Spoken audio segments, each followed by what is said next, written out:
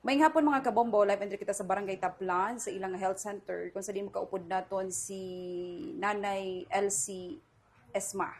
Nanay LC, ginsabat na ni Kapitan ko nga ginbalbag niya ang pader bangod kay i-transfer niya ang terminal.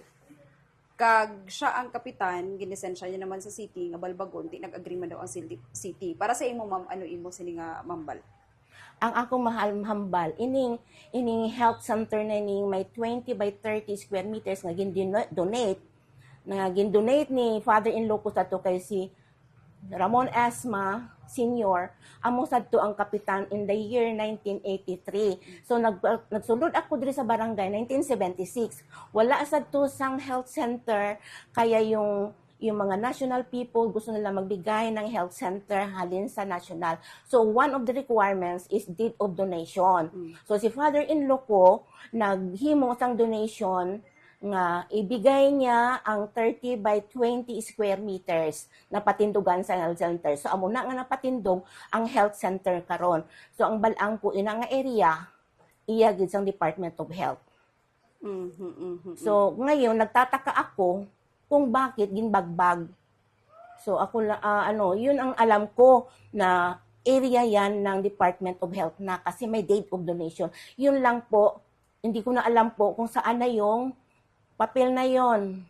Pero I will try my best na hanapin yon. Alam ko nandyan lang sa DNR, sa barangay, ay sa Banga. Ano yung Banga? Ano? Pero ang building po, Ang building is sa national, galing sa national. Walang, hindi dito sa barangay. hindi owned by... Hindi, not owned by the barangay.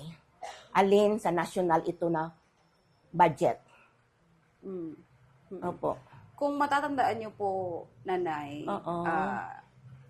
Anong year? anong year po? Ang year na ito, 1983, ito, binigay yung deed of donation.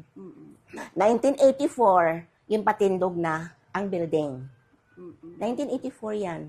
So para sa inyo, wala karapatan si Kap nga Sa akin lang, balbagon. sa maliit lang na idea ko, maliit lang nalalaman ko, wala na po. Kasi na-donate na yan sa health, sa Department of Health.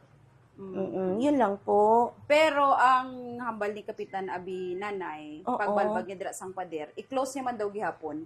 Ma'am, Opo. mayroong area dyan. Dyan sa kilid, terminal din yan. Bakit din niya lang yung i-improve? Yan dyan, oh. Yung may kwan dyan. Terminal na dyan. Yan daw. Ng tricycle. Bakit din na lang yun ipadayon niya? Iayusin niya?